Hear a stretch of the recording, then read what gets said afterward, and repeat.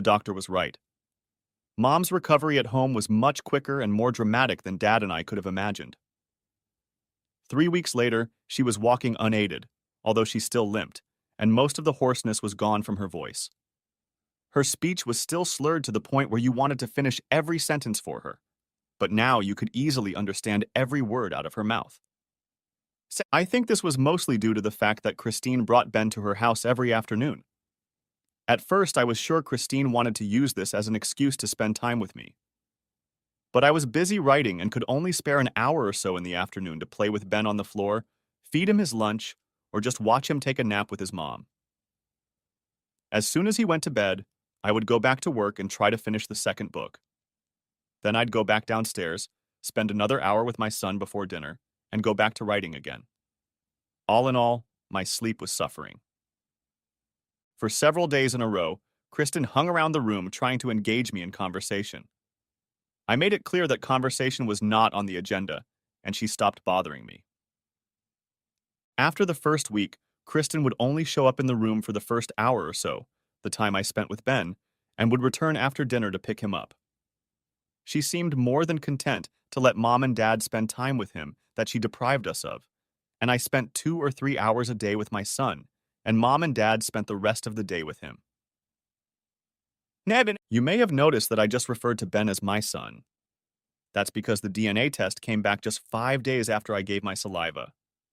He was mine, to the exclusion of every male on planet Earth, and even a few other planets. And that made the rest of my lawsuit against Christine a trifle trivial. And it all took place at James McNally's conference table. Next chapter. So, McNally began, I've prepared a fairly simple agenda for this little settlement conference. He handed out a sheet of paper to each of us, and I read it. He was right. It was simple. The first was custody. The second was child support. The third was visitation. There was plenty of room on the nearly blank page to make notes on each issue. Jammer, Pt.3 said, we're really not ready to discuss any of this, and you know it. We don't even have Mr. Collins's full financial statements, and he's already got a book coming out. I know that, Sandy, he said, but we can at least start an outline, and then you can tell me what else you need. That won't be necessary, Christine cut in, looking at me. Christine, Pt.3 said, her chubby little face turning red. No, Kristen said, leaning over the table and holding out her hand for me to take. Not knowing where this was going, I reached out and took it, not letting go. I wasn't kidding about what I said that day, she said in a low voice, her hand squeezing mine almost to the point of bleeding. I'm so sorry. I know I had no right to keep it from you. It didn't start out that way. I didn't know he was yours, and I didn't even realize it until he was 5 or 6 months old. But I have no excuse for not telling you, or at least not doing something about it when I found out. I stared at her, frozen. Her jaw was drawn in, as if she was trying to hold herself together and not lose it before she said what she needed to say. You have every right to seek custody of Ben, she continued, and I know you have every chance of achieving that. But I'm asking you not to do it, Tyler. Please. For Ben's sake, don't do it. Then what do you suggest? Said McNally, his voice soft and reassuring. We think... Pt.3 tried to interject, but Christine interrupted her. If you want custody, Christine said, I won't contest it. Just be generous with visitation. Don't keep my son from me. Our son. She could barely contain her emotions, but her firm resolve told me that the offer was sincere. Now I had something to think about, and I had about 10 seconds to make a decision. It took almost a minute before I made a decision that made Christine ready to explode. Joint custody, I said. You can be a residential parent, Christine. I'm not going to take Ben away from you, but I want him to have a lot of fun visiting. She nodded, brushing away the tears that were now streaming down her cheeks. Okay, Pt.3 said, her relief obvious.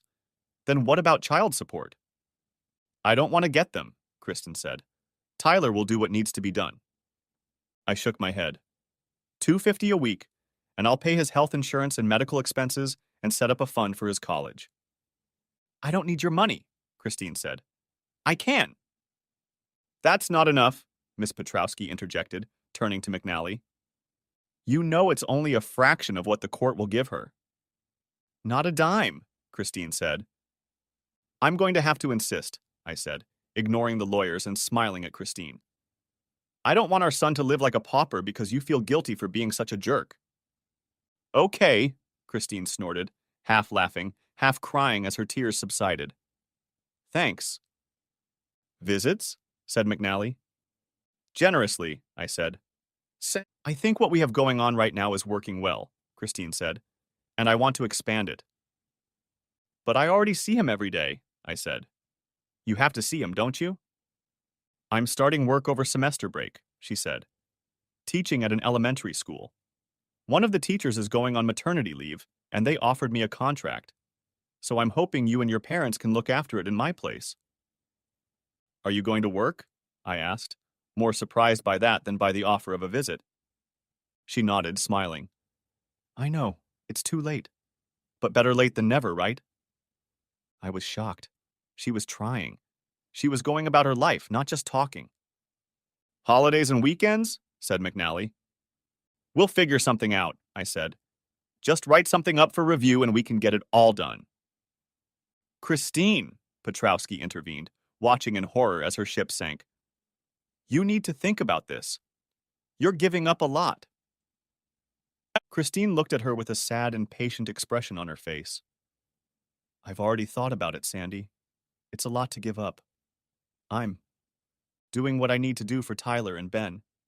I'm going to make it, and I'm not going to take money away from Tyler to do it. I need to stand on my own 2 feet.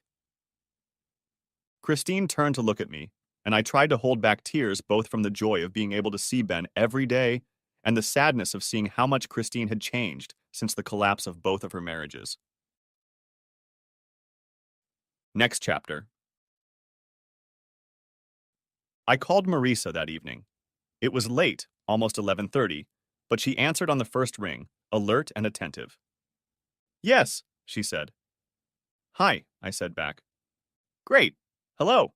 Why are you calling? I want to take you to lunch, I said. Tomorrow?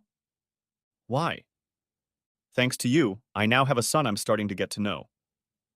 She was silent. Well, I asked. You don't owe me anything, she said, her voice so low I could barely hear the words. But I do owe you. A lot more than just lunch. She fell silent again, and I was about ready to speak when she finally spoke up. You want me to just show up there? I have a photo shoot in the morning, I said. Somewhere in Lincoln Park, for a book cover. I'll be there anyway. Well, since I'm there and all, and since it's the least I can do... About an hour? She said. Sounds perfect. Where do you want to meet? I'll pick you up, I said. That's... I already have your address in my GPS, I said. Got it from Susan, so there's no need to worry. Good, she said. I'll see you then. Next chapter. I pulled up to the house at 1:10, and she was waiting for me at the curb. Marisa hadn't changed since the last time I'd seen her.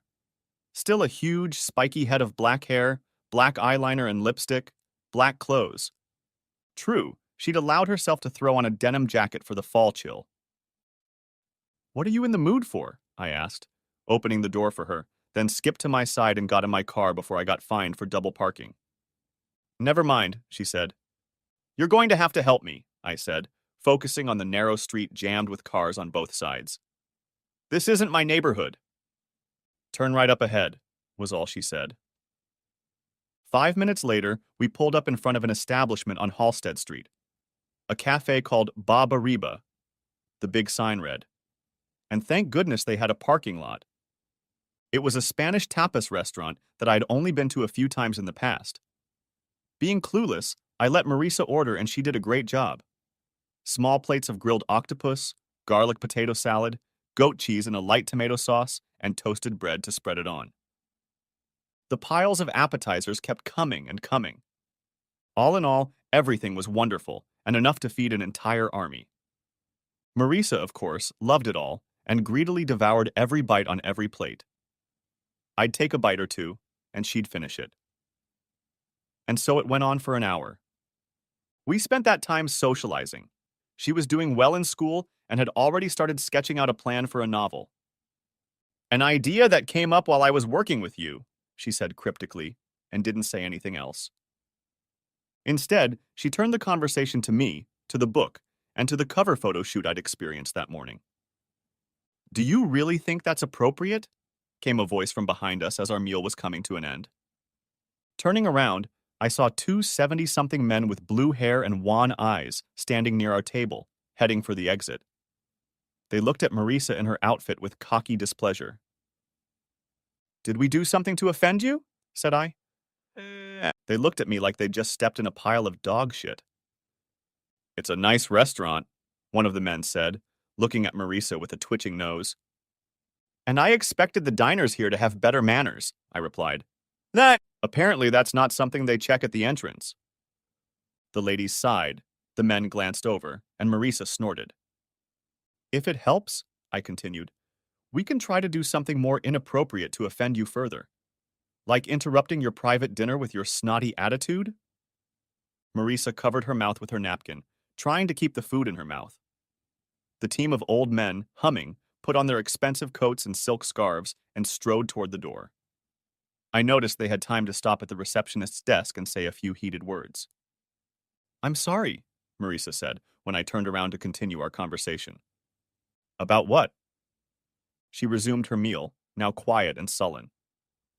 Will there be anything else?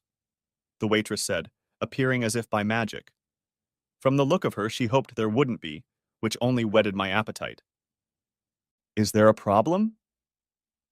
She glanced at the manager standing next to the receptionist, then back at me, pleading with all her might. I'd like a cup of espresso, I said, and my guest something for dessert. Marisa started to protest, her face telling me she just wanted to leave. Choose your dessert, I told the waitress. And a glass of wine to go with it, if you don't mind. Why are you doing this? Asked Marisa as the waitress walked away. Because, I replied. Because I'm happy to be with you. I feel good, and I'm not going to let a bunch of old bastards ruin our lunch. She nodded, her face softening. And she destroyed the dessert that had been brought to her. Next chapter. That's how the next 2 months went. Working at the store in the mornings, meeting Ben for an hour or two a day in between writing until 11 or midnight, getting up, repeating the cycle. Christine still made an effort to spend time with me, showing interest in my every move. I appreciated her efforts, but I wasn't sure I could love her again. The new novel, which I hadn't yet come up with a title for, was well underway, and I was almost finished with the draft. Considering all the shit that had happened to me since I'd written the first novel, this one was, if nothing else, even bleaker than the first. Tyler? Said Kristen, looking up from the screen after reading the outline. Yes. You still hate me, don't you? Where did that come from? From this book. There's a lot of anger in it.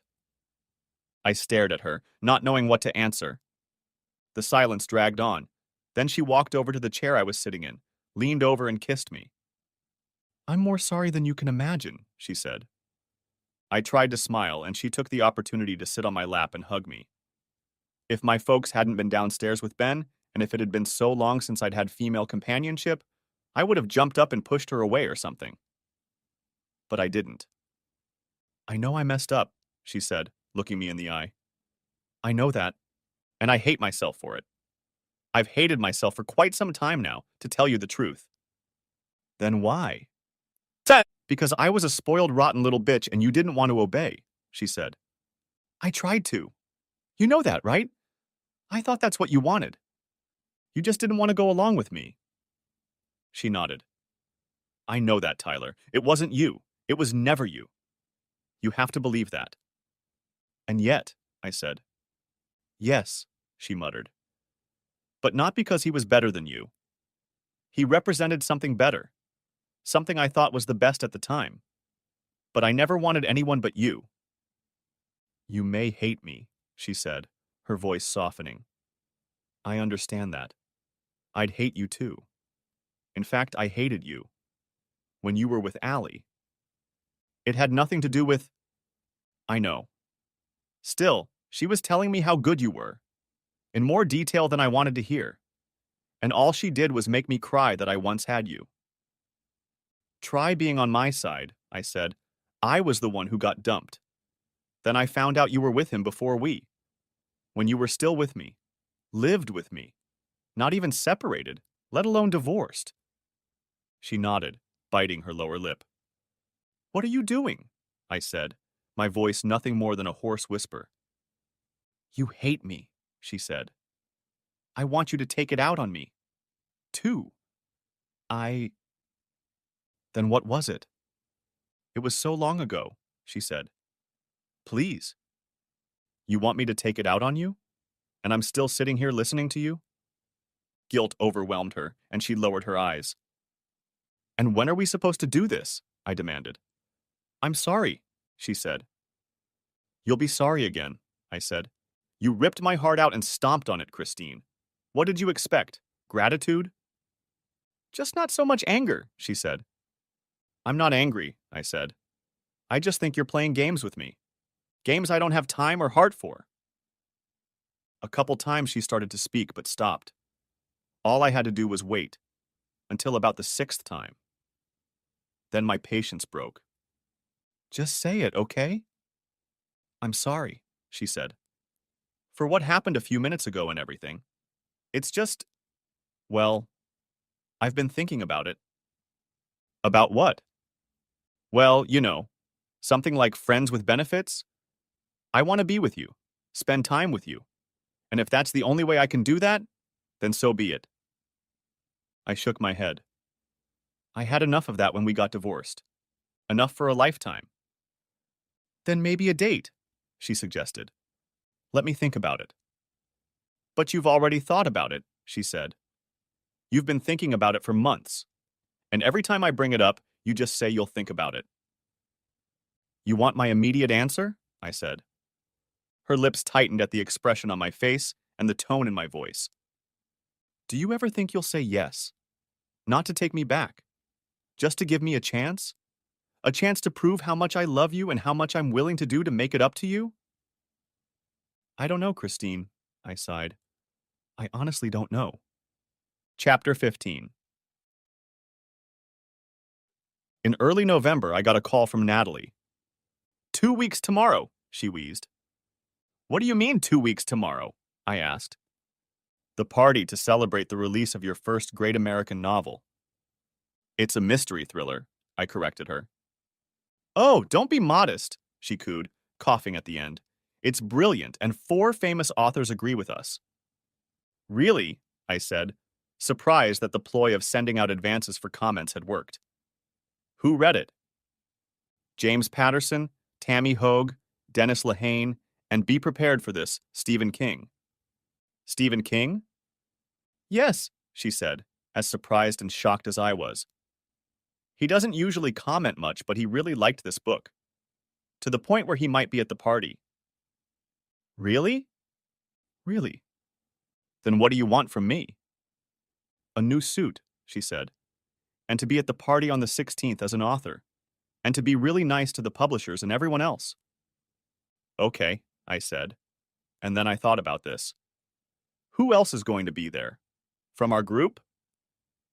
Well, I'll be there, of course, and Susan. I thought you might want her there. Of course, I said. And Marisa? Marisa, she said, her voice becoming wary. Are you sure?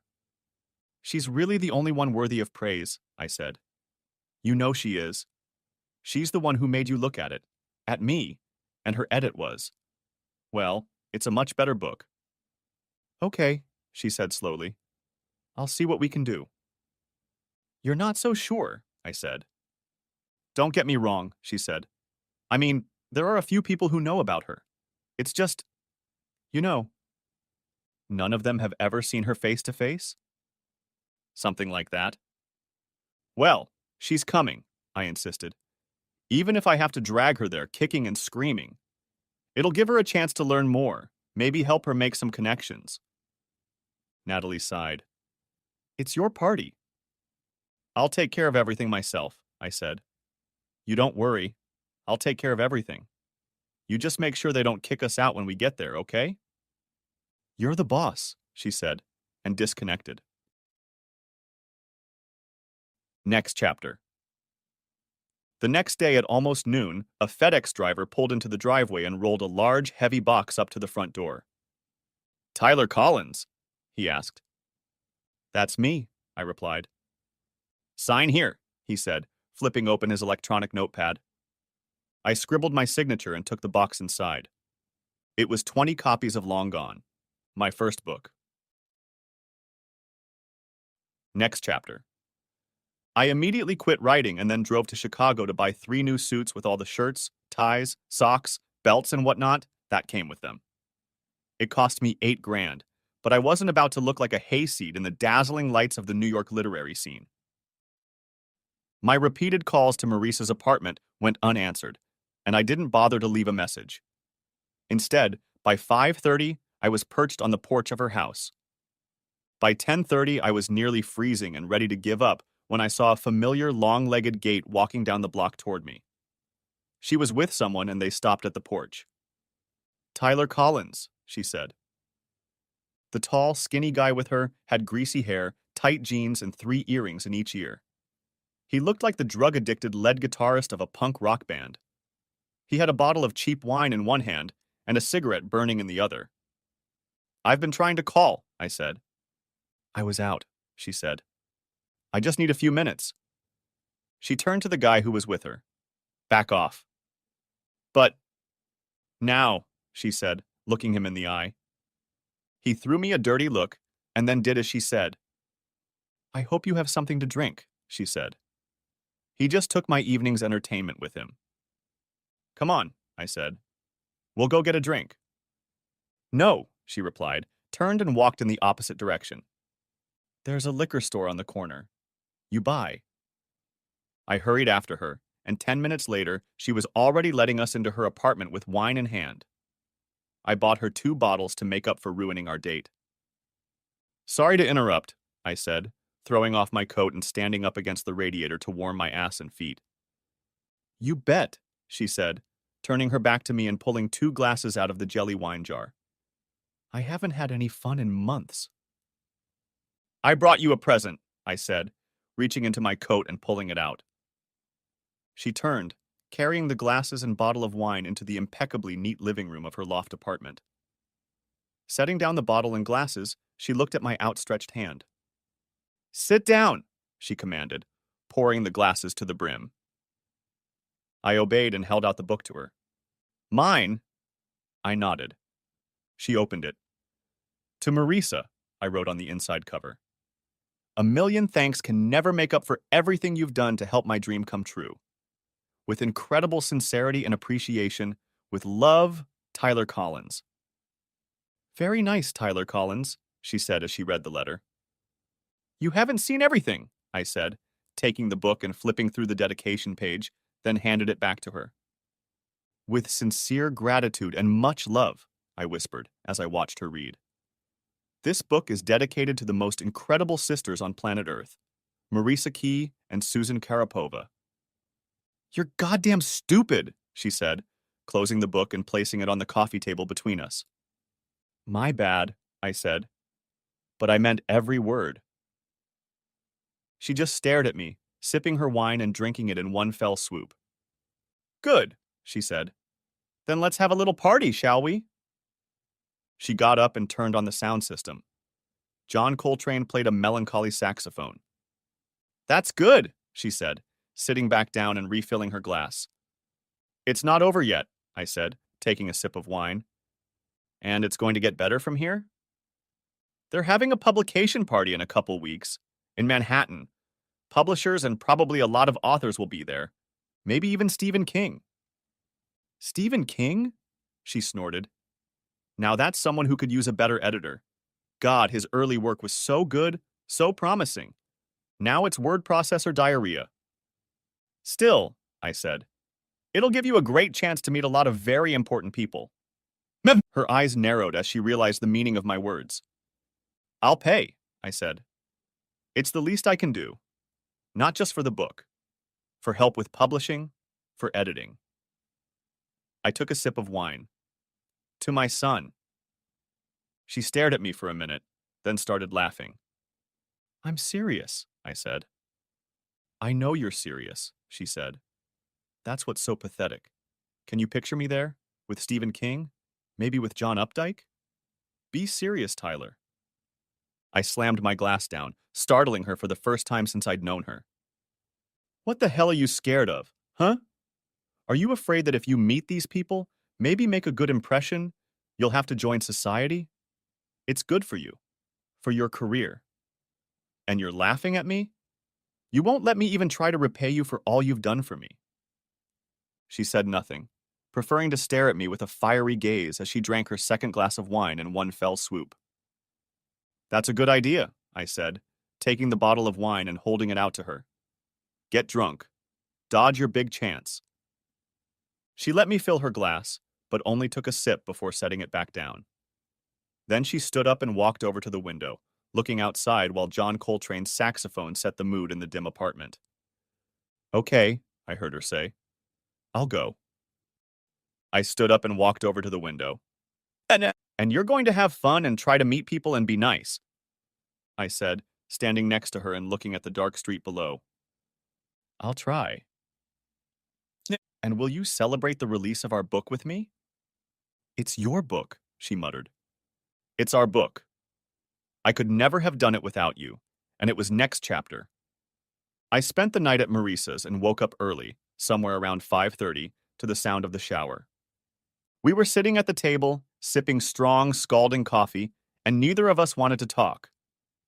So, about last night, she began, after almost 5 minutes. Why? Just don't think you'll be able to repeat that performance, she said, not taking her eyes off the cup in her hands.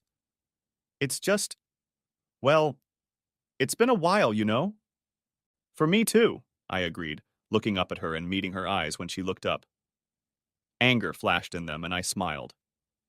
However, I continued, it wasn't because of that. At least, not on my part. True, she said, her voice cold. I leaned across the table to her. I'm not saying I love you. Hell, I don't even know how much I really like you. Then what are you saying? That I see something. Something about you that really interests me. Very much so. And I want to get to know you better. She hummed. It seems like you got to know me pretty well last night. And to be honest, I kind of regret it. Why? She asked. Not what you expected. Better, actually. Then what was wrong with last night? Because now you'll think I'm trying to get to know you better, and you'll give me a repeat of last night. And that's not why I'm trying to get to know you better. I'm not dating, she said, and there was something soft in her voice. Regret? Insistence? I couldn't tell. Then we're not dating, I said. Just having fun? She asked. I shook my head. Friends. I have enough friends already. So what if there's one more? Are you really that popular that you can't fit me into your busy schedule? She sipped her coffee, looking at me. You don't even know me, she said. That's the thing. I want to get to know you better. We don't look alike at all, she objected, standing up and finishing her coffee before finishing mine. You? She looked me over from head to toe, raising her right eyebrow. What? Damn, yuppie. So it all comes down to clothes? She shook her head. It's more than that, and you know it. Really?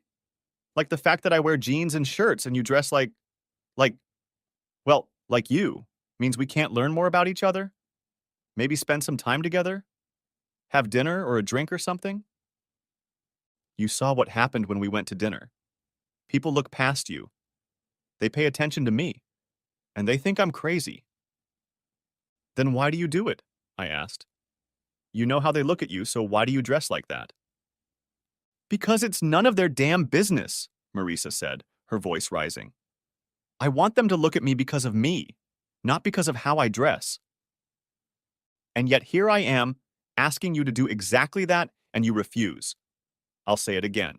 Why? You wouldn't understand. Try me. In response, she stared at me, clamping her eyes shut. Okay, I said. Then I'll call Susan. You know she'll tell me. Leave her out of this. It's not going to happen. You have no right, Tyler. I know, I said, meeting her eyes. Call me selfish. Call me an asshole. But I'm going to find out what makes you tick. One way or another, I'm going to find out. You don't know what it feels like, she pleaded. I've seen you. The way everyone in that little town of Hicksville looked at you. You were handsome, popular, the golden boy. I wasn't any of those things. What, grown up? Grown up. High school, college. I was a weirdo. A tall weirdo with no friends, no money, and no chance of getting the same. And then you decided. I decided to be myself. I tried doing things their way, but it got me nowhere. Now I do things my own way, okay? And it's going just fine. Oh, really? I brushed it off. Bringing home some scrawny piece of shit every month or so to get laid, giving up any kind of affection or friendship. And that works fine? Screw them, she said, slamming the cup down on the table and spilling it all over her hands and the table. And you too. She grinned, her face blazing with anger, resentment, and a million other emotions I couldn't make out. I didn't blink under her gaze.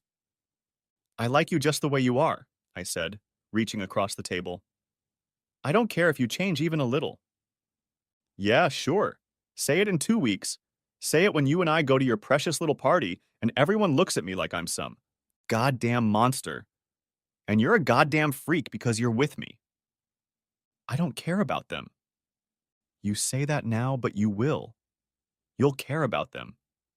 About what they think. And what your parents think. And your friends. And everyone else. There was pleading in her voice now. She was convincing herself that I was no different from anyone else. Then try me, I said. What have you got to lose? The worst that can happen is that we'll spend some time together, and then everything will burn out. And you'll end up right back where you are now. But I don't want that again, she pleaded. Don't you see? How many times do I have to be rejected by someone, by everyone, before I'm allowed to just stop trying to make everyone happy? How much pain do you think I have to go through? How many times do I have to be treated like something someone interfered with? I'll never treat you like that, I promised. No matter what happens, I know I'll never treat you like that. That's what they all say. That's what everyone promises in the beginning. But then they do it. And what's the alternative? To go through life in a series of one-night stands and die old, lonely, with no one to talk to? Or being treated like crap for the next 50 years, she replied. There's a better alternative. I leaned back in my chair, sipped my coffee, and looked at her. Marisa was almost frantically asking me to leave it alone. There was something about her, something more. Kindness. Devotion, even. She had read my book, a book by a nobody, and seen something. And for my sake, a complete stranger, she gave up weeks of her life to help. She could say that she just wanted the book published, or that it was good for her career. But if that were the case, she wouldn't have needed to work as hard as she did. No, she cared about people, and she cared about recognition.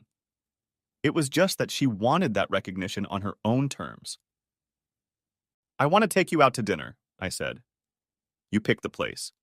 Someplace you're comfortable. Dress however you like. I don't care about that. I just want to take you out to dinner. Her shoulders slumped at the realization that I wasn't going to give in. Her face dropped to the table as if all the struggle was gone. Okay, she finally whispered. I stood up and walked around the table, kneeling down next to her. Taking her chin in my hands, I turned her face toward me and looked into her dark chocolate eyes. We can go as far as you want to go, I said. You want to just be friends? Fine. You want to see if there's something more between us? Then that's fine too. Your pace, your choice. Okay? She nodded, resting her chin on my hand. But I promise, I continued. From the bottom of my heart, I already know you, and I've known you long enough to know what I'm getting into. So I promise I won't leave you, okay? Her lips pressed together and her eyes blinked a few times, like she was trying to hold back tears. Then she wrapped her arms around my neck and pulled me to her. Okay, she said. Just remember what you promised. Part 2. Chapter 16. You're kind of off, Christine said, sitting with me on the back porch as we watched Daddy rock Ben on the swing. I'd gotten home from Maurice's a few hours earlier, spent some time with Mom getting some exercise, and now we were all outside enjoying the last 50-degree weather before winter set in. How's that? Like you met someone, she said, avoiding looking at me. Someone who, well, you're excited about. I was silent, not knowing how to answer her. Did you sleep with her? Who cares? I said, amazed at her boldness. I've slept with a dozen or so women since you left. What do you mean another one? Because you care about this one, she replied, dropping her gaze to her lap and then turning to me. Other than Allie. And I'm not sure you cared about her. I mean, really, really cared about her. Other than her, you haven't fallen in love with anyone since you left me, I said. You could put it this way. I haven't fallen in love with anyone since you dumped me. Since I left you, she whispered. You're wrong, I said. I fell in love, just before I had to come back here, with someone who would be, I don't know, but it was something more. And if it hadn't happened with my mom, who knows? Maybe I would have been with her. Christine fell silent, seemingly stunned by the realization that I was attached to someone other than her. Even though she'd left me for Randy and life in Grant City, she harbored this infantile fantasy that she was my one true love, the only person I could be with. What's the big deal? I said, angry at her reaction. Just watching my dreams get crushed. We were silent for a few minutes, both of us looking at Ben. Look, I said, for some stupid reason trying to cheer her up. I don't know how serious this is. What do you mean? I mean, she's scared, getting involved and all. Why? Because she's been hurt. Christine pondered that for a moment, then put her hand on mine. But you want her to agree, don't you? I think so, I agreed. I want her to at least try. Do I know her? I laughed. Yeah, you've seen her. Is she from around here? My editor, I said. The girl I had dinner with the other night.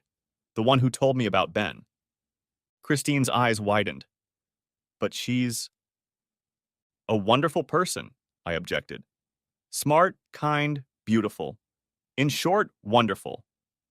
She may be a little hard to recognize, but from what I've learned. Christine bit her tongue. To her credit, she left my description without comment. So you think maybe you're in love with her? She asked. I don't know. But you want to find out? Uh-huh. Without really trying. Without trying? On us? I looked at her, not knowing what to say. We'll see how it plays out, I said, then laughed. Hell, if Marisa has her way, it's still not going anywhere, okay? Christine nodded, then tried to smile. But she was startled, as if it had finally gotten to her that Tyler and Kristen would never be together again. That our ship had sailed, and she was on deck and left me on shore. There were other women on shore that I could fall in love with, and who could love me back. Then Christine's hand squeezed mine. No matter what, she said, her jaw clenched resolutely. I want you to be happy. I really mean it. And if you can't be happy with me anymore, then I want you to find someone and be happy with them. You deserve that. I nodded. You do too, I said, meaning it. You too. She grinned and kissed my cheek. Thanks. Next chapter. I was going to give Marisa 5 days and then call her and demand that she agree to dinner. On the third day, she called me. Are you really serious about wanting to meet me? She began, her voice timid. I've never been more serious about anything in my life, I confirmed. How about I get to choose where we go? Deal. I heard her sigh, and then she uttered, Tomorrow night, pick me up at 5:30, Greek Islands in Greektown. See you then, I promised. Next chapter. When I picked her up, she was dressed as usual. In black, I think. Her face challenged me, hesitant to say anything. You look beautiful, I said, smiling as I pushed her hand away from the doorknob and opened it for her. You don't have to do that, she said. What? Open the door for me. It's not the 1950s. I can open it myself. I smiled and closed the door behind her, then walked around and got in the car and put it in gear. I'm not asking you to change, I said, paying attention to the street signs as I drove toward Halstead. You don't have to ask me to, okay? We're doing this to see if we can get along. Accept each other for who we are, not try to mold each other into our own vision of the perfect couple. She didn't say anything. Fair enough? I asked. Fair enough, she said. And I was serious before, I said. You do look good. That's only because you know what's underneath. Right, I agreed, then grinned. What? The tattoo, I said, giving her a brief glance before turning left onto Halstead. What about her? She's smokin'. A faint smile appeared on her lips. You really like it? I like it. She sounded pleased. After a minute, her hand moved to the front seat and rested on my thigh. We drove the rest of the way in silence, just enjoying the silent company. Next chapter. Almost an hour and a half later, Marisa pushed the half-eaten plate of baklava away from her. I give, she said, patting herself on the stomach.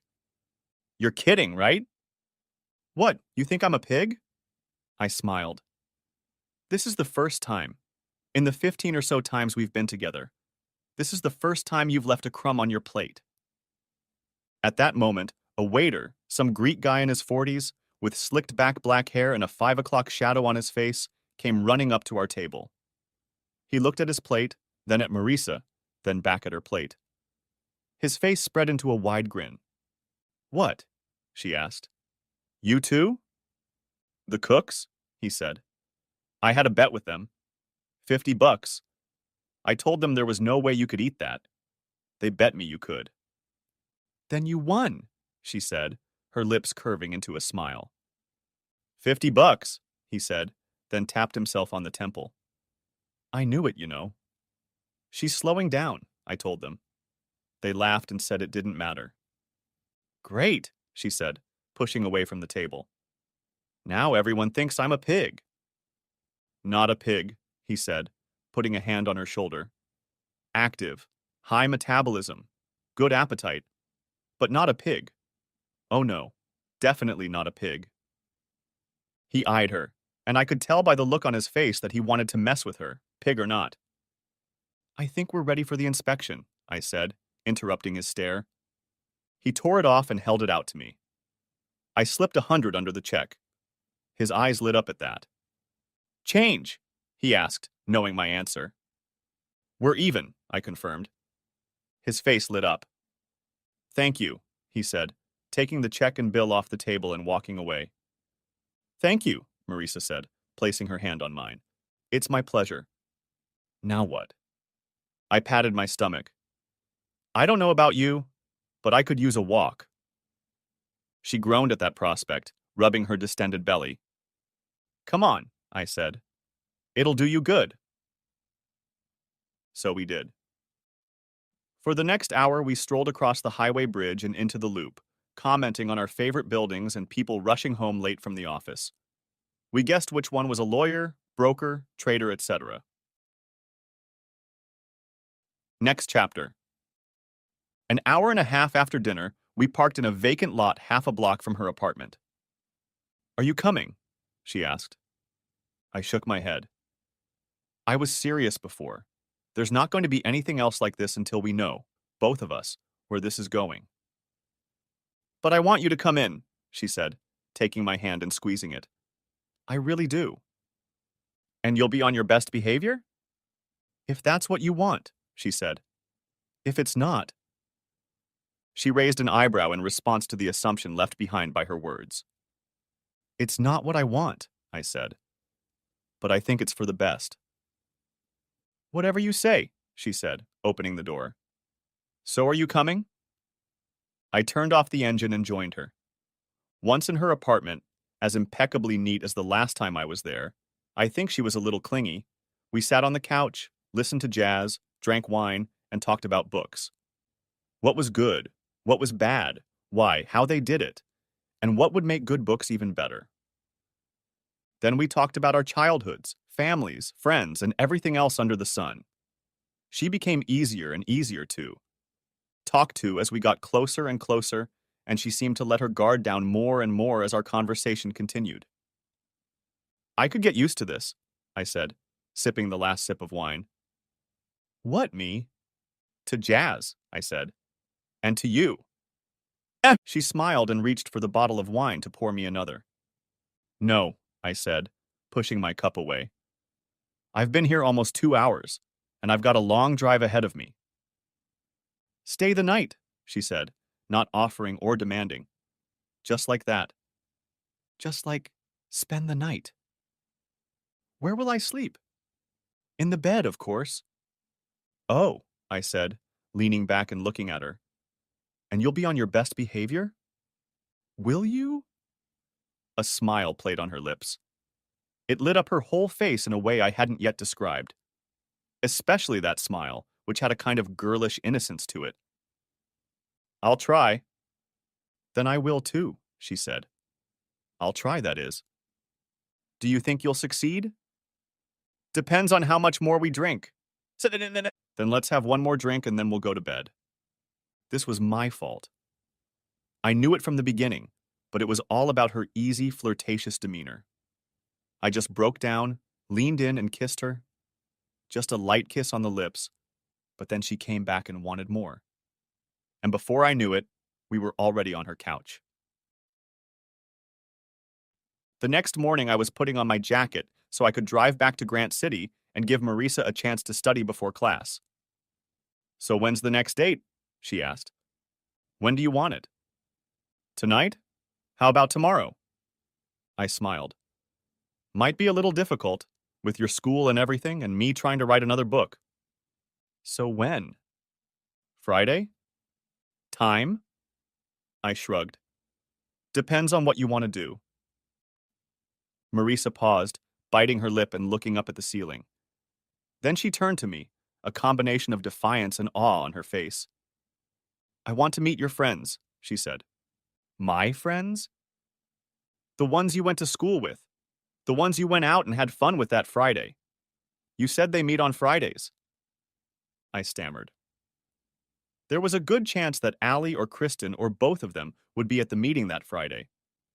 They were both close to Chumley's wife, Darla. Is there a reason you're not saying yes? She asked. The trepidation disappeared. A challenge appeared on her face. I sighed, realizing her tactics. My anger at the endless challenges. See? You're embarrassing me, was quelled by the sudden realization of her underlying motivation. She was afraid. I could see it. It was in the initial trepidation. She was afraid of where we were going together, and afraid that I would be another one to leave her. I smiled, grinning widely. So you're going back to Grant City? Only if we go to the party, she said, a smirk appearing on her face. When's your last class on Friday?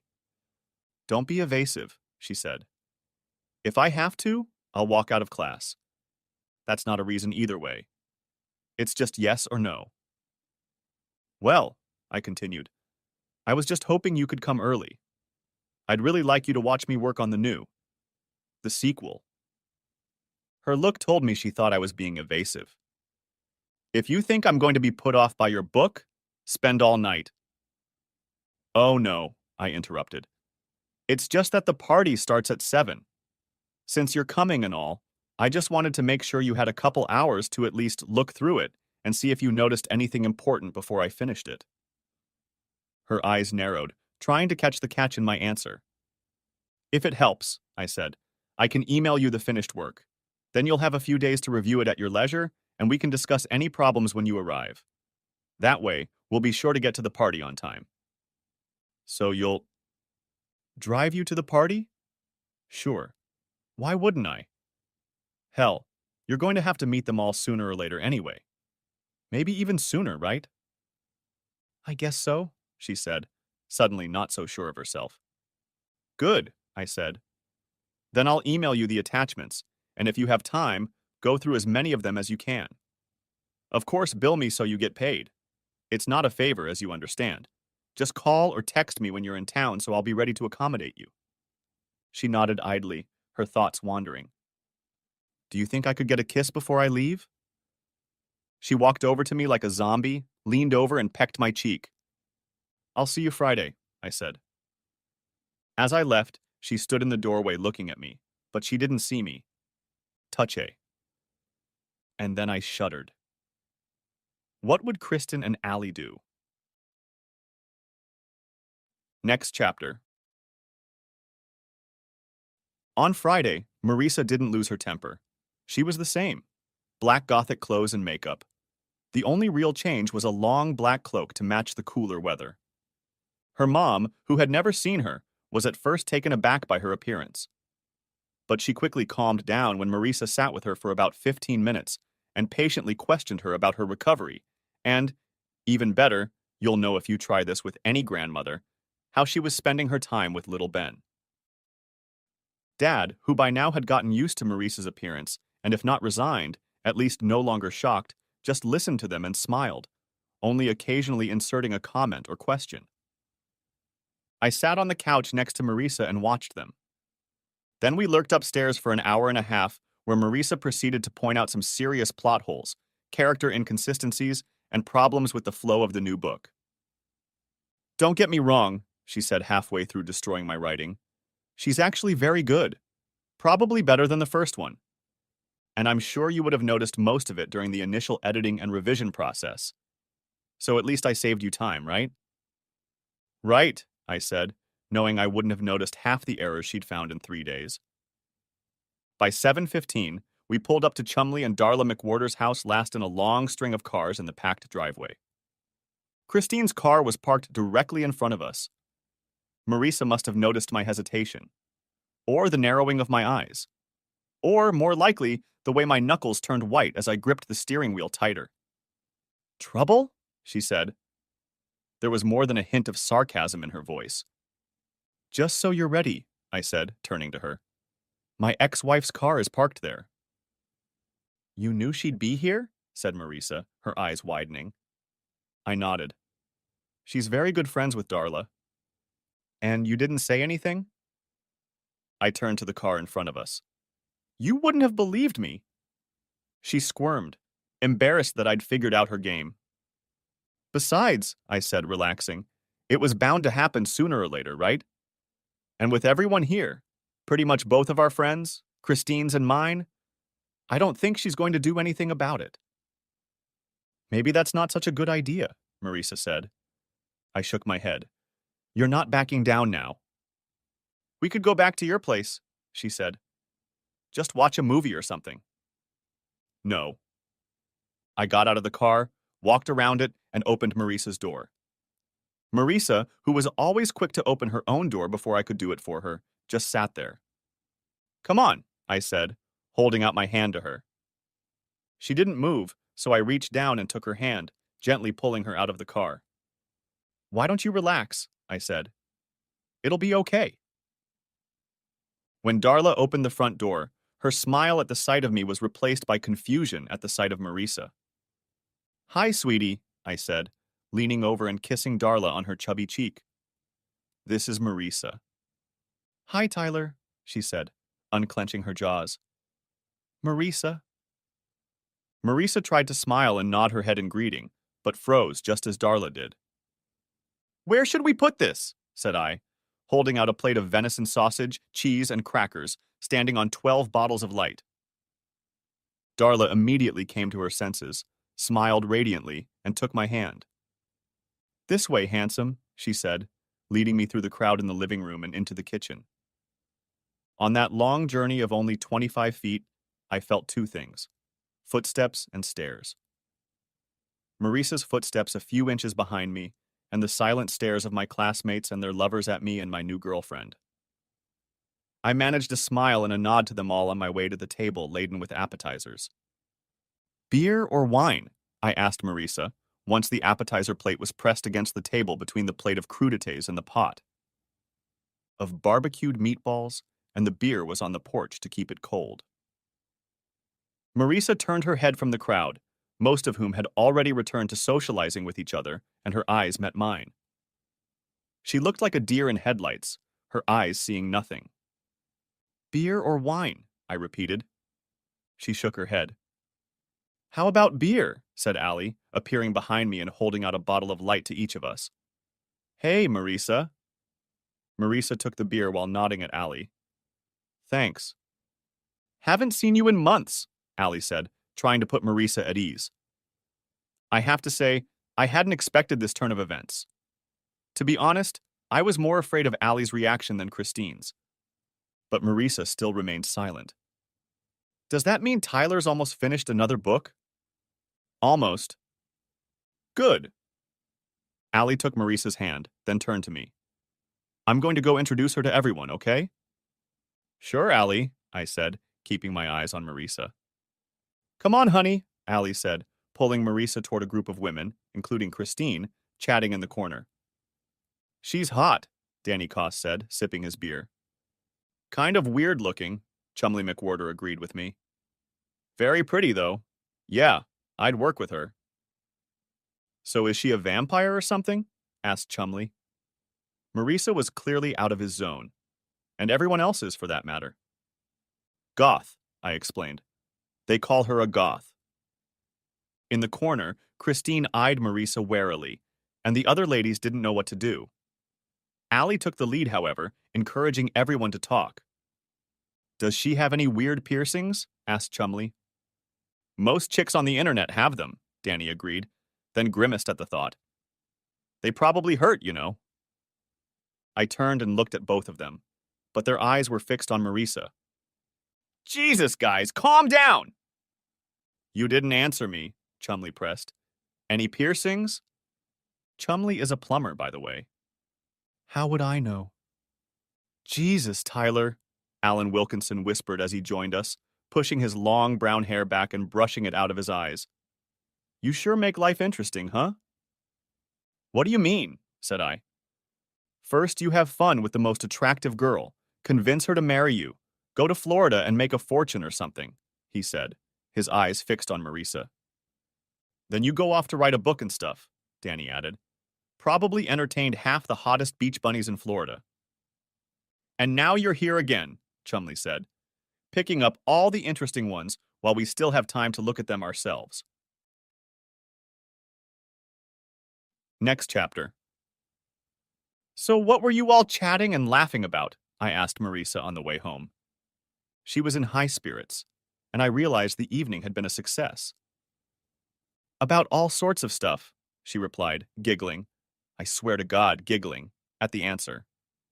What kind of stuff? You know, Tyler? No, I don't. That's why I'm asking. She turned and looked at me while I drove, then burst into bursts of laughter. Did Christine speak out of turn? What makes you think it was Christine? She teased. Allie, too? Said I. Both of them? And Darla and Christy and Nancy and... Okay. I get the point. Don't be mad, honey, she said, stroking my cheek with her fingertips. It was fun. They're cute. I smiled, not knowing whether to kill my ex-wife and the others or buy them all roses for not pouncing on Marisa like sharks. Besides, she said, now I know some of your predilections. Addictions? Addictions, Marisa confirmed, and then snorted, holding back a laugh. Well, you know, like bondage, for example? Oh, God, I moaned. That's not an addiction. Not according to Allie, no. It was just one time. And it rocked her world, super thing. Anything else? I demanded. Oh, yes, she said. Lots of other things. Christine? And Allie. For Christ's sake, I muttered. Hey, Tyler, she said, her fingertips now caressing my thigh and creeping toward my bag.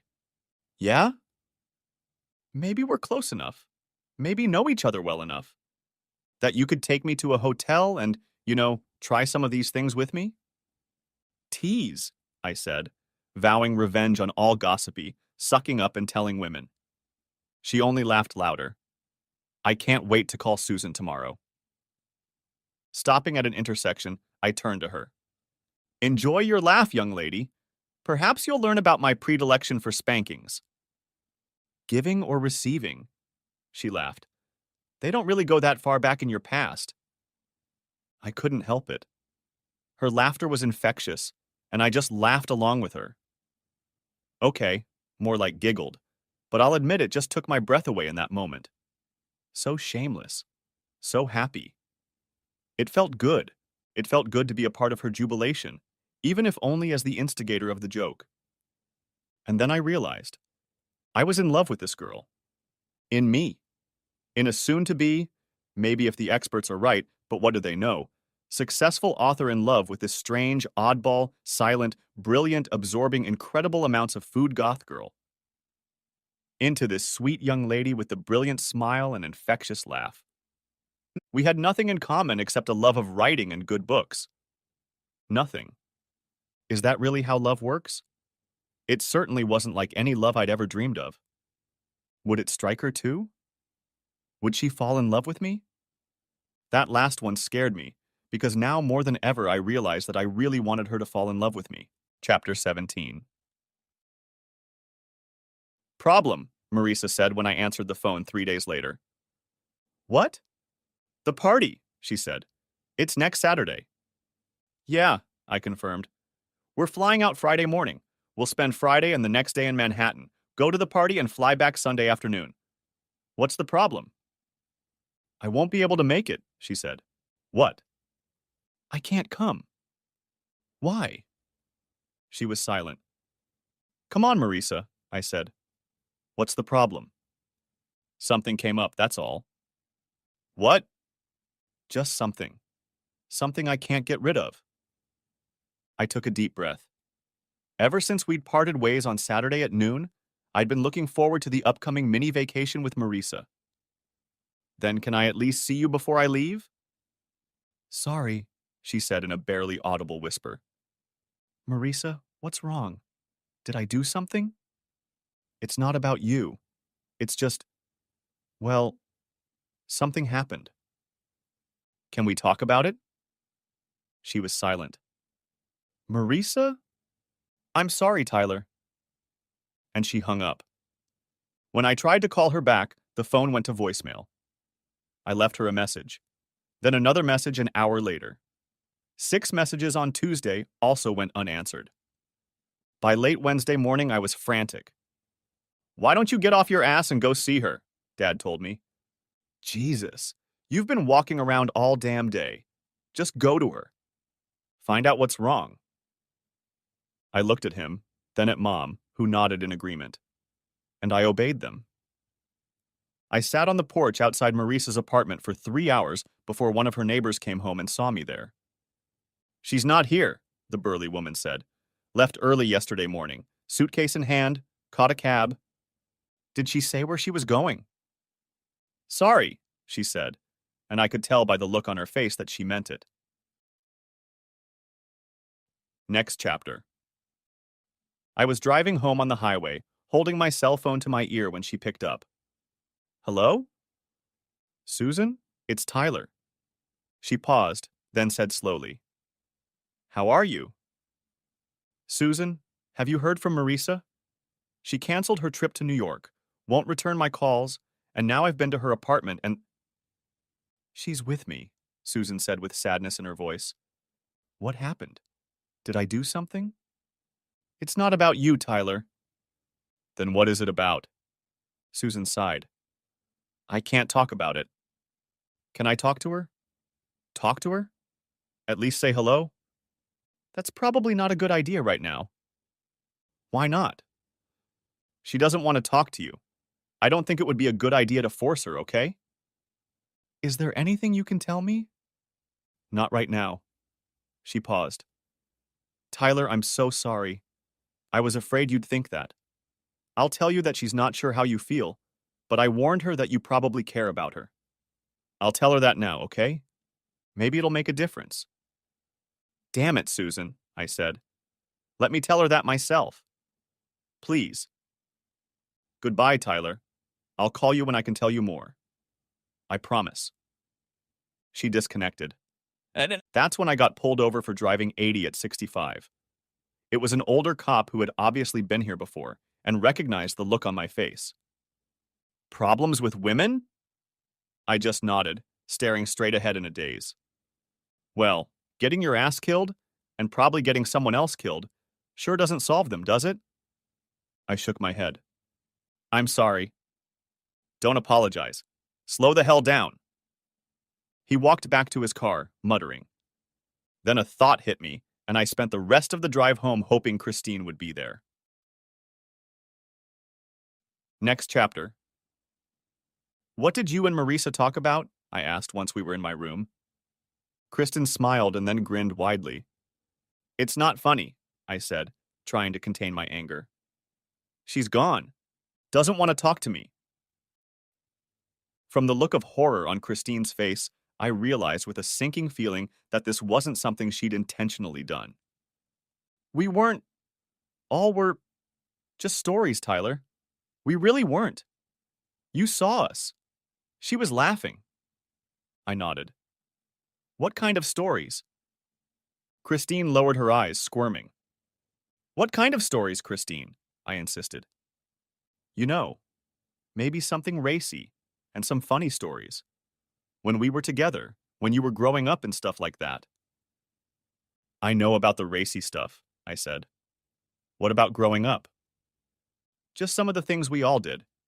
You know, the first time you smoked dope and painted a mural in your dad's studio? That sort of thing. I nodded. Nothing about, well, we were good to her, Tyler, she said with sadness on her face. You've seen us. I wouldn't have done that to you. I saw you watching her. And how was that? Like you were taking care of her. So it was in your best interest to do something to put up a little barrier, right? I didn't. I swear to God I didn't do that. I wouldn't do that. Her face was furious, and her tone was begging me to believe her. I just stared at her. Hard. You have to believe me. Of course I want you to give us another chance. But do you really think I'm going to ruin your entire relationship for that chance? Why not? Because then you'll never give me another chance, she said. I know you. You'll hate me even more. I don't hate you, I said. But you don't love me. At least not enough to give us another chance. We've been through this before. It's not. I know, she interrupted. But let me tell you what else I know. If you really care about her, and I do something, anything, no matter how insignificant, if I do anything to prevent it, you'll never speak to me again. At least not like this. She was right, of course. Now we have Ben, she continued, her voice softening. You think I'd ruin what we have now with Ben? Knowing it will hurt him? Do you really think I'd take that risk? So yes, I want you back. But I didn't lie, Tyler. I screwed up, I know that, and I really want you to be happy. If I can make you happy, and I swear to God that I will try harder than ever before for the rest of my life, then I want that chance. But I know that if I get in your way, you'll resent me for the rest of your life. And I don't want that. I don't want Ben to see his parents hate each other, even a little bit. Only if I can help it. I nodded. She was right. Neither she nor the other women had said or done anything like that on Friday night. Then what the hell was it? But I can tell you something, Christine said. What? There was something about the way she looked at you, sometimes at us when we were talking. What? I asked. She was scared. She looked at you with a tenderness almost bordering on puppy devotion. But there was something more. Like she was afraid of this, of her own feelings for you. It was time to stop lying to myself. I'd suspected it ever since my conversation with Susan, and now Christine had confirmed it. Marisa still didn't trust me. She didn't trust us. She'd been deceived so many times that she was afraid to give it a chance. Her fear of being rejected or hurt overpowered any feelings she might have had for me. What was I supposed to do now? Thursday night, I packed my bags, preparing to get up at 4 in the morning and get to O'Hare to fly to Manhattan. Immersed in my thoughts, I didn't immediately hear the scraping. But when I did hear the pounding, I went outside to check it out. Mom was lying on the landing, unsuccessfully trying to pull herself up by holding onto the banister. "Mom," I said, rushing down to help her up. "Jesus, what are you doing? Where's Daddy?" "We need to talk," she said. Her speech was almost back to normal. Words were spoken clearly, and the pauses between words were almost gone. "I'm going downstairs," I said, cradling her frail body against me. "No." Her voice was firm, and her expression said she wanted to walk the rest of the way down the stairs. "Okay," I said, and helped her the rest of the way, wrapping her weak arm around my shoulder. Once in my room, she sat down in the chair behind my desk and turned to face me. "You're hurt," she said. I nodded. "Is it Christine?" "No, Mom, it's not Christine." "Then you've made up your mind. You're not going back to her." I sighed. "Pretty much, yes. Yeah, I'm done with that." She paused, her face upset at first. Gradually, a sense of firm determination set in. "Why?" "Because, Mom," I explained, trying to find words for my feelings and failing miserably. "Because she left me. Because she married someone else." "But you love her?" I thought for a moment before answering. "Of course I do. I love her. Always have." "Then why don't you want to try?" "Because, Mom, my love wasn't enough. Mine or hers. It wasn't enough to keep the relationship going." "I've seen worse marriages." "Yeah, but for how long? Have you seen them get through the worst and last? Were they happy? Or just as happy as they were before?" She shook her head briefly. "No, no, they weren't." "I've thought about it, Mom. Really, I have thought about it. But it's two things. One, she left me. No explanation, no nothing. Just walked away. And remarried to a man who, she slept with while we were together. I mean, that's pretty serious." "And you can't forgive that?" I shook my head. "The problem is that I loved her so much. For real. With every breath I took, I worshipped the ground she walked on. It just makes it worse, you know? It's so hard to accept when you love them so much, you can't even imagine them acting like that. And when she did that, it just made me cringe. Maybe if I didn't love her so much, it wouldn't have been so bad. I could forgive the betrayal and all that. But I can't. It's like she didn't love me as much." Mom nodded, her face expressing sympathy and understanding. "I think she'd try now. I think she realizes that and is doing everything she can to prove to you that she will love you even more than before. But I can't believe it. What if we get back together? Would she get bored again?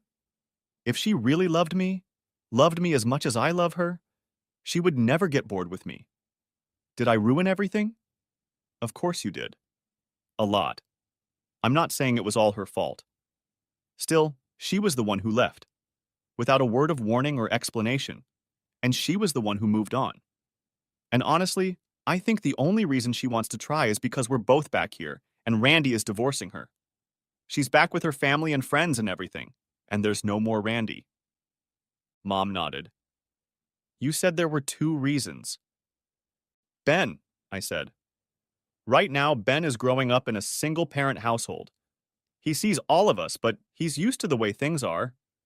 He doesn't know any better, and by the time he's older, he'll have forgotten about Randy and everything else, and that'll be all he knows. If I go back to Christine, and it doesn't work out, well, I just can't hurt Ben like that." "And you don't want to risk it," Mom said, asserting rather than asking. "No, I don't." "Do you think it's better for him to grow up in a single-parent family than a regular one?" "That's not what I think," I said. I just think that a normal family, as you put it, won't last long. And I don't want Ben to have to go through that. Christine and I are getting along now, and I don't want him to have to go through a divorce and all the mess that comes with it. For a few moments, we sat in silence. Then it's Marisa, isn't it? Yes, Mom, it's Marisa. You really care about her, she said. It shows. I don't know. Protective, I guess. And you always seem to be leaning toward her. I think I love her. She nodded, and her grim face lit up with a smile. Though only half of her lips curved in a smile, she was the mother I'd grown up with. I no longer saw the stroke she had suffered. She was my mom again. I can see how you would do that. Not right away, I suppose. But in the few minutes I was with her, I saw something. A kindness that's pretty rare. I nodded, not knowing how to put my feelings into words. You told her, my mom said, that you love her? No, never had the chance. Bullshit, Tyler! My jaw dropped. Mom never swore. Well, almost never. But she didn't swear in anger. You had plenty of chances. She left, I started to explain. Then find her. Find her and tell her. I know where she is, with her sister, in Florida. But she doesn't want to see me. Then figure out a way to get a message to her. Through her sister or something. But how? Mom rose from her chair, clutching her cane and looking down at me. If you really love her, you'll find a way. She slowly made her way the few feet to the bed. Now kiss your mom for making it all better and help me down the stairs before I break my neck. Next chapter. Around 8 o'clock that evening, I was sitting at my desk writing my almost finished second novel. For some reason, and don't ask me to explain, I had come up with the only way to let Marisa know. The only way was to tell Susan how I felt. Tyler, said a sleepy Susan, picking up the phone, do you know what time I have to get up in the morning? Tell her I love her, Susan. Don't tell her I care about her. Tell her I love her. Susan paused. Tell her, I insisted. And also tell her that if she's not here Saturday night, if she's not at this party, then I'm leaving. It's not just my book. It's our book. Yours, Marisa's, and mine. And I want all of us to be there and get what we deserve. But Tyler, Susan began to argue, already fully awake. But Tyler's okay. I'm not going to spend the most important night of my life without the woman I love by my side. So I don't care how or what you do, but you need to make sure Marisa is there for you. Even if only to tell me to back off and get out of her life, she better be there or I won't be. But you can't do that, Susan objected. You're contractually obligated to. I know what the contract says, but I don't give a damn. To hell with the contract. Let them sue. What if I can't? Figure out a way, Susan. I mean it. She better be in Manhattan by Saturday morning, and she better be at this party. But it's blackmail. No, Susan, I said, lowering my voice. It's the only way I can tell the woman I love how I feel. And to let her know how seriously I take it. Mark my words because I mean every one of them. Susan sighed. I'll see what I can do. Thanks, I said, but she disconnected without saying goodbye. Chapter 18. The flight went without incident, and the meetings with publishers, editors, lawyers, and graphic designers were boring beyond belief. Dinner on Friday night was good, though. About halfway through dinner, things got a little brighter when Natalie left the table to take a phone call. She returned 5 minutes later, a smile playing across her face. She'll be here, she told me. Marisa? Of course, Marisa. Who else? When? Tomorrow morning. Flight's at 10. Which exit? I asked, looking forward to being there. Natalie shook her head. Absolutely not, buddy. You've got a lot more meetings in the morning, and in the afternoon you need to rest. My eyes narrowed. You're not lying? What good would that do? If I lie, you'll just leave. She leaned over and patted my arm. You just calm down now, okay? Try to enjoy yourself. Maybe you'll be more attentive in meetings tomorrow. Take a nap after lunch. You'll see her at the party. You're not lying, I repeated, this time more of an affirmation, like I was trying to convince myself. Ahem, said the short, gray-haired guy at our table. Yes, Riley, Natalie turned to the publisher. This Marisa you're talking about, he said, his voice higher than you might think. She wouldn't happen to be the girl who edited this book, would she? Found it and handed it to you? Exactly her, I said. And she'll be here? He asked, looking both surprised and delighted at the thought. She'd better be here, I said. What do you mean, Tyler? He asked. If she's not here, I began. What he's trying to say, Riley, Natalie cut in, her hand tightening on my forearm and squeezing it until it bled. What he's trying to say is that he thinks she deserves the lion's share of the credit. Oh, I don't know, Riley said, smiling lightly at me. She didn't write it. You did. So the credit is certainly there, but probably not the lion's share, right? The lion's share, I said. If it hadn't been for her, you never would have seen it. And you read the final draft I prepared before she helped with the edits. He nodded. Yes, I admit it's even better than we expected. And your own final version was excellent as it was. But hers is better, right? He nodded. Noticeably so. The lion's share, then, I repeated.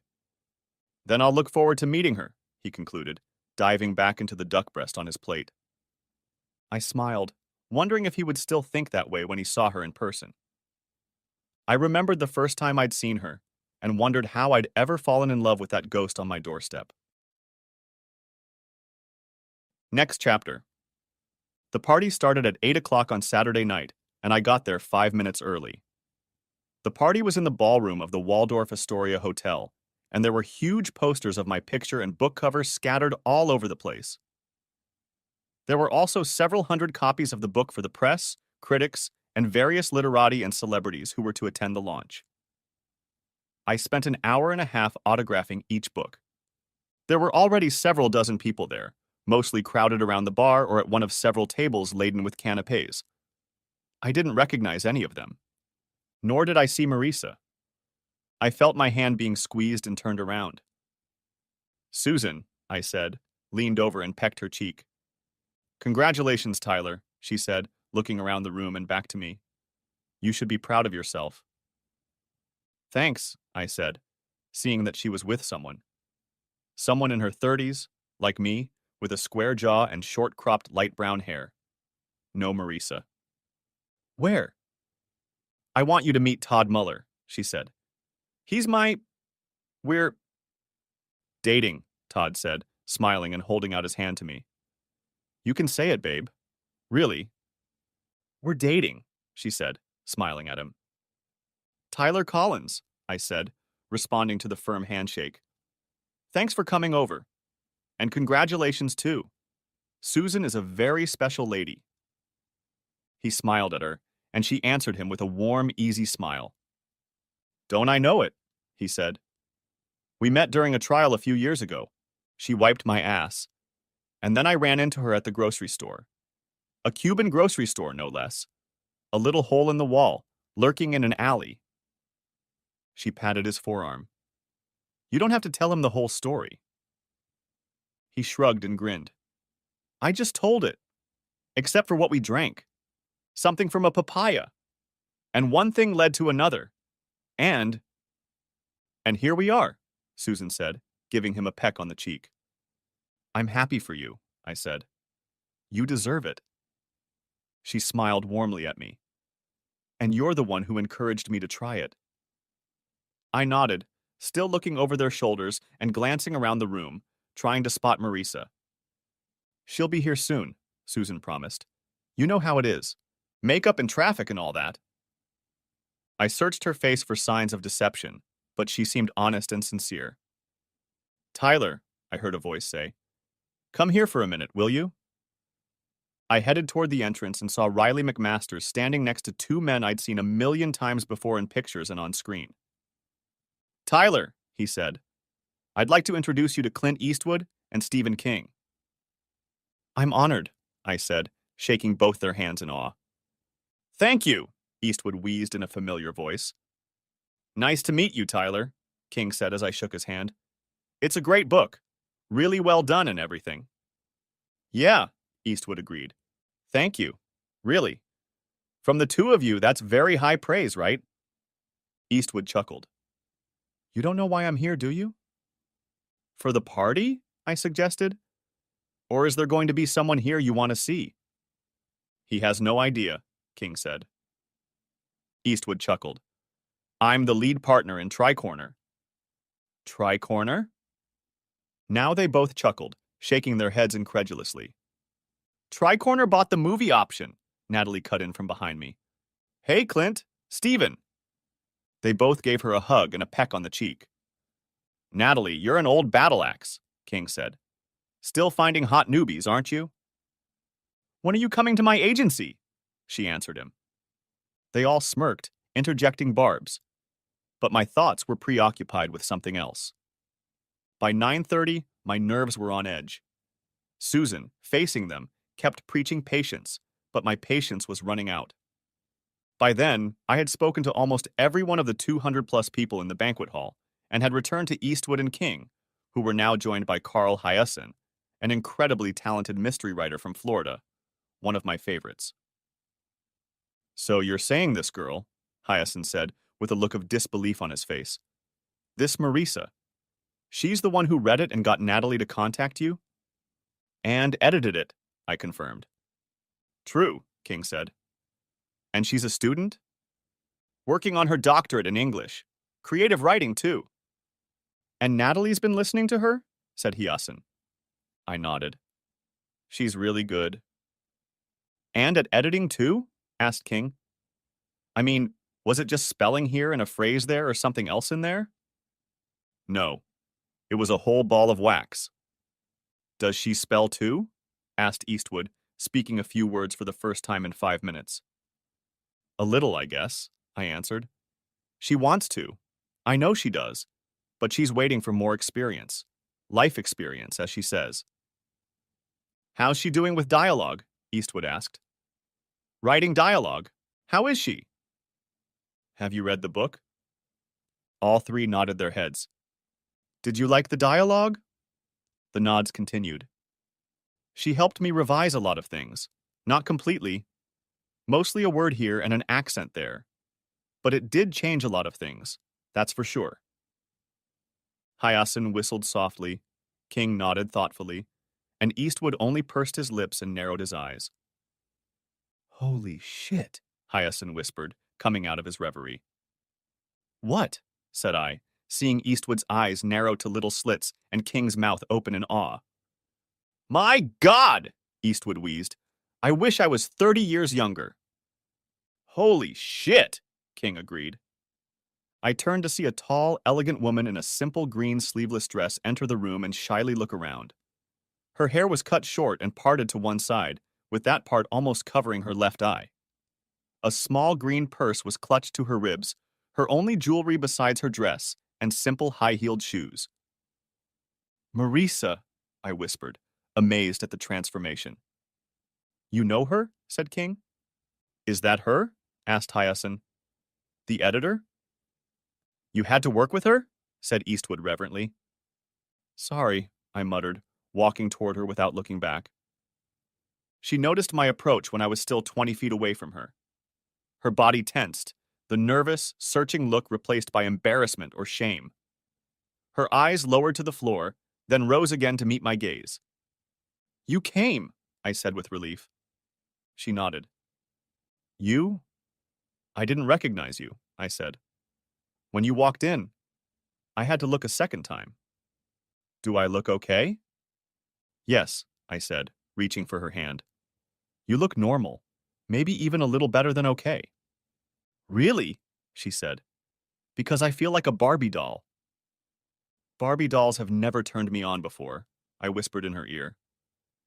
She smiled, or at least tried to. But she was like a ball of nerves, and her eyes shot back and forth to the floor and focused on him. Why don't we get some fresh air? I said. She nodded, took my hand, and followed me out onto the balcony. Here, I said, throwing my coat over her shoulders to keep the breeze off the balcony. Are you serious? She asked, her eyes searching my face as I spoke. What you asked Susan to tell me? Is that what you meant? That I love you? Said I. She nodded. You're damn right I meant it. More than anything else in the world. I've never been so serious in my life. She didn't smile.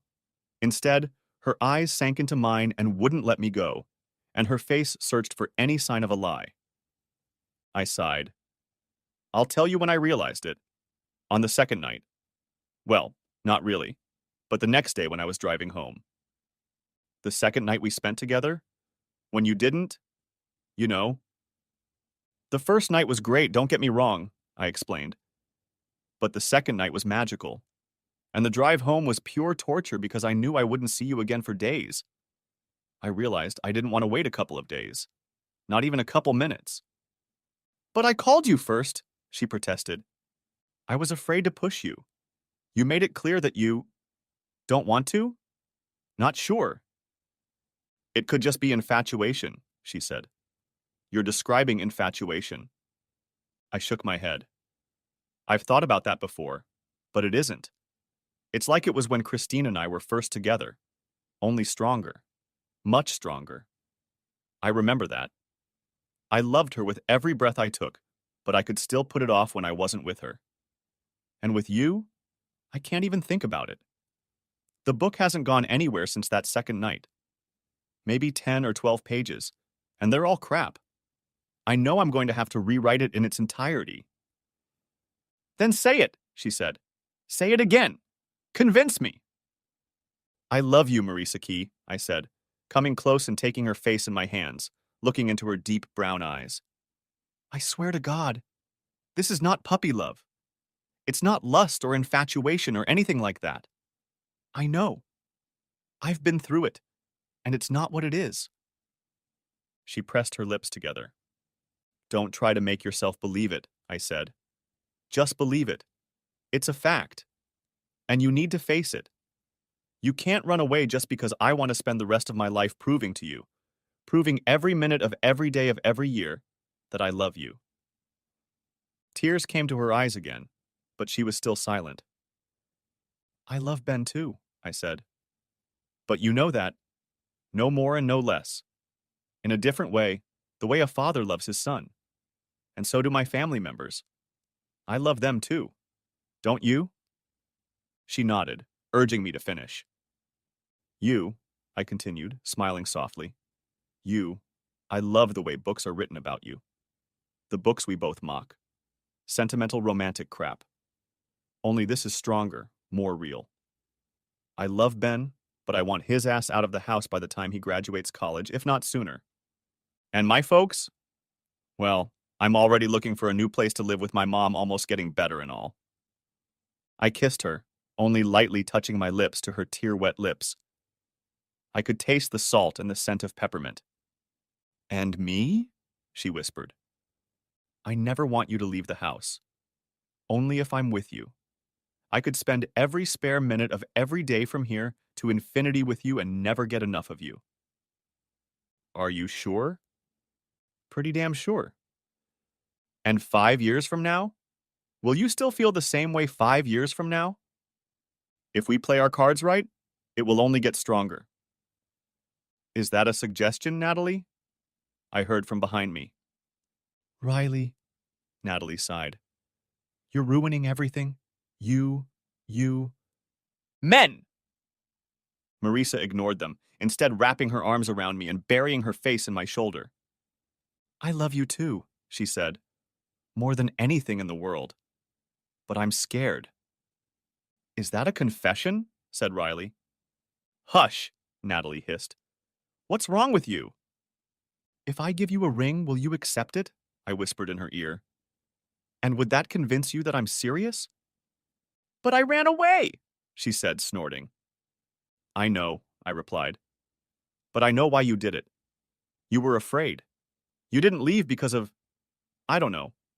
I just know it's not like it was with Christine. Not like when she left. But still, she said.